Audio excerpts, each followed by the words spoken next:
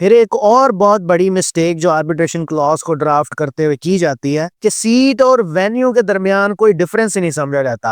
हालांकि under the law ये दोनों डिफरेंट कॉन्सेप्ट्स हैं। मिसाल के तौर पे अगर आप लिखते हैं कि seat of arbitration is Singapore, इसका मतलब ये है कि सिंगापुर की कोर्ट्स आर्बिट्रेशन प्रोसीडिंग्स को सुपरवाइज करेंगी और सिंगापुर का प्रोसीजरल लॉ ही आर्बिट्रेशन पर अप्लाई होगा।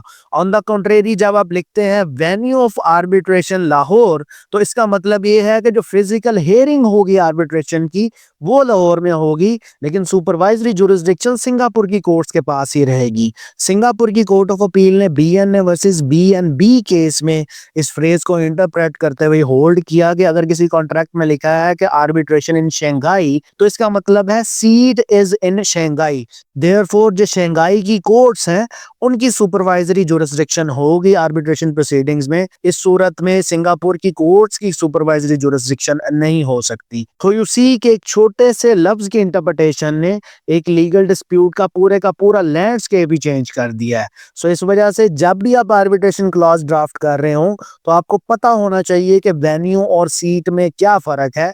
ये ना हो कि आप जाने अनजाने में पार्टीज को एक ऐसे फॉरम के हवाले कर दें कि जहां पे वो अपना डिस्प्यूट रिजॉल्व करवाना ही नहीं चाहती थी।